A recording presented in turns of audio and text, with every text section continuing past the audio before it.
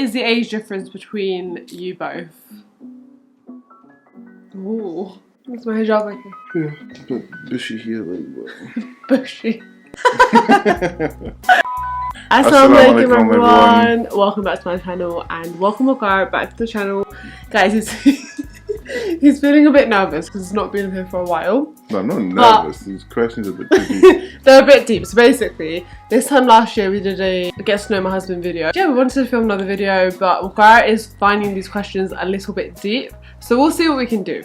Let's see which ones we get answered. We don't need to answer them all. Okay, something that's got nothing to do with marriage. What is Waqaar's opinion on the current market major downs? You can never really tell with the market, ups and downs. I feel like it's going to start to recover over the next 2 to 3 weeks. Should start recovering a bit, but then at the end of the year we're going to see another market down, and then following that next year, that's where we're going to see the real economic downfall, especially of UK. Like just now, it's so hard to get like so many businesses are not able to get their hands on things. The price of materials, building houses, steel, everything's went up, double, triple windows. So if it's like that now, next year's going to be even worse, I think. It's very sad. McDonald's ran out of milkshakes. Yeah, no, I can't believe that. McDonald's ran out of milkshakes. And soft drinks. And Nando's ran out of chicken. So did KFC. That's insane. Everything's so hard to get hold of. Just there's no stability. Is that to do with Brexit or COVID? I feel like it's Brexit, but they're blaming COVID. Conspiracy. No, it's definitely part of Brexit, but it's worked out a perfect time that they're just blaming COVID for it. But then they're saying that they can't get enough milkshakes because of delivery drivers, and that's because of COVID. COVID's a great excuse for businesses right now. Well, it has been for the last year. Okay. What is the age difference between you both? Well, I'm older. Age-wise. Yeah, I'm older. So my birthday is May 25th. And then Waqaar is just a wee bit younger than me. His birthday is September 17th. So if anyone wants to send some presents,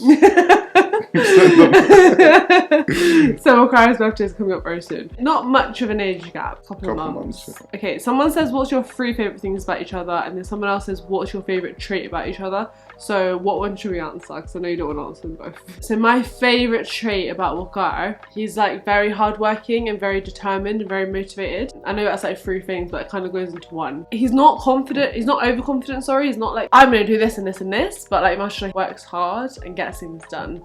And that's really inspiring to see, and it pushes me to go after my goals as well. So that's my favourite trait about you.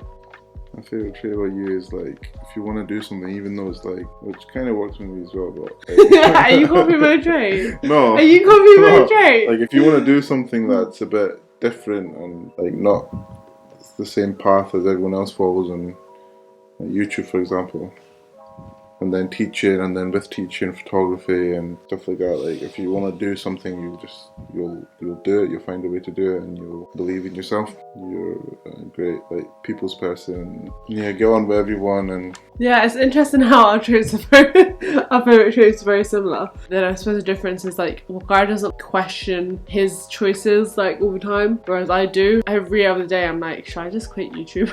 Should I just delete the Blushing Giraffe? Is there any point in pursuing this business? Whereas Waqaar is much more I don't know. I feel if you have something or you do something, just put it under your belt and move forward and add more things to it, instead of letting go of something or selling something. Obviously there comes a time where you might have to let go of something to get something better. I think that drive to continue even when people are questioning it or questioning you, that is something that I've learned from Waqaar since getting married, which is pretty awesome. Next question, this is one for me, is how did you know your husband was the one? And actually, I've already done a whole video on how to know if he's the one.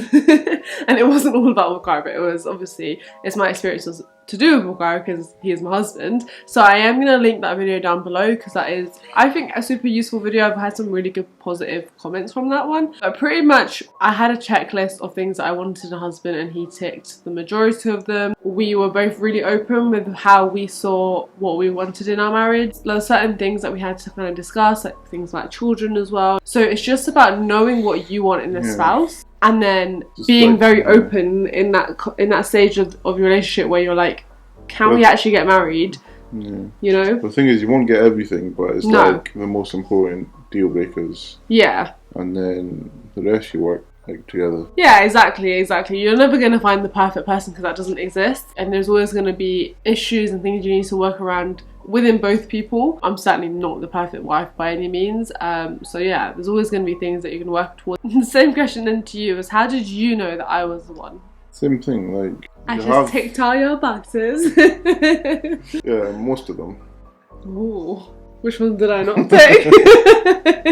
No, but you just like I said, like you just need to know what you want and what you want from a wife. Okay, what things did you want in a wife? Because I've spoken in depth about what I want in a husband, but let's hear the male perspective. Someone that could have fun, want to travel. That's me. Dress modest. Someone that was connected to the deen. Like I'm not the most closest to my deen either, but someone that had the kind of same connection to the deen as I did. Yeah, a similar level. It's true. Someone that can help me and I can help them. Yeah. Work as a team to get closer to Allah. Inshallah. Someone that obviously wanted to start and raise a family. Yeah, you should be able to look at that person and be able to visualize them as your future kids, parent of your child, and that is really important. But you also want to see your child like that. Oh, that's quite cute. Yeah. Okay, how do you guys deal with conflicts and disagreements? I'd say we've got a lot better over the last year. Yeah. Alhamdulillah. Obviously, the first couple of years of marriage, you're just learning the best way to deal with them. How to deal with them. Couples that say that they don't argue lying. They're lying. Especially when you move in together.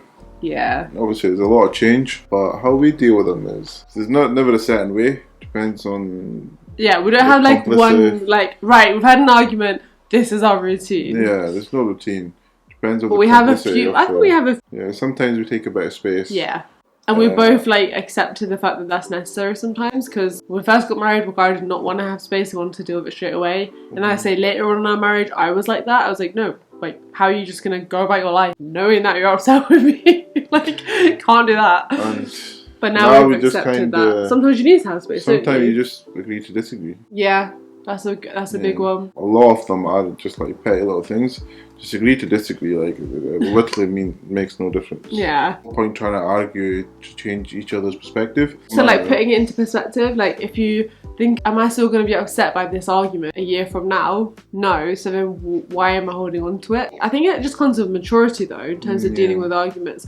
If it's a big thing, let it run its course. With a bigger issue, you do need to calmly hear each other out. Yeah. You can't just be saying your perspective and not listening and not communicating. But that comes again with having the space. You do need to take out a space, calmly be able to do that. And a point to that is you could probably add a pen and paper and write down the key points, because obviously when you're speaking, miscommunication, this, that. So maybe just write down after you've taken some space. If it's a bigger argument, it's better to sit down, Would you say sit down individually or together? No, together. Yeah. And just jot down the key points of each other's perspective. But ultimately, it always comes down to respect. And if you have enough respect for your spouse, you will want to listen to them. You might not want to in the moment because you're angry, but then you have to accept that, right now I'm feeling angry, I need to take myself away from the situation and then come back to it with a calmer, clearer head and tackle it together. And that's what it always comes down to, is that you either tackle it together or you depart. And obviously, you want to tackle it together. How do you guys make time for different hobbies whilst also making time for each other alongside work? Just don't sleep. See for me yawning. Obviously there's priority list. Obviously your wife comes first, but work, especially being self-employed, there's last minute phone calls, this is wrong, that's wrong. There's always something that's going wrong. So you just need to have a flexible schedule that you can chop and change, and try to set an amount of days that you're gonna do this, or you're gonna chill at home, or you're gonna go see someone, a group of friends or whatever. Just try to set it out this end of the week for the next week and take it from there. Yeah, I would totally agree. I say that's actually one of the biggest reasons why I've had disagreements and conflicts in the past, is because of timing. And obviously when you when someone is running not just one business but 2 different shops and then helping it with a family business, that's a lot of time and energy and effort going into that, and it's very easy for the other person to feel like they've just been left on the sideline. So it is all about scheduling your time essentially. As long as you're having 2 to 3 nights at least of time that you would call quality time, that is what's key. So yeah, I think it's all about communicating, being open, but also constantly looking at your week, how much percentage of what time you're putting into it. And then I suppose the other thing is, like, right now I'm not working, so I have to accept the fact that Waqaar is spending a lot of his time working, and that is something that, you know, that's a choice we've made together. So I can't be very demanding over your time as well, but I do expect to have, you know, a couple of nights a week of quality time, some like nice brunches together in the morning, and then I'm good. So yeah, it's all about scheduling and trying to be organised and time blocking for me. Right, next question is, how did you find lockdown as a couple? Do you want to go first? Lockdown had its stages. There were some stages were great, some not so great as a couple. It was the first time that, like, everyone's routines, all got thrown up in the air. But for me, it was like kind of the first time that everything was closed. I was just like being free.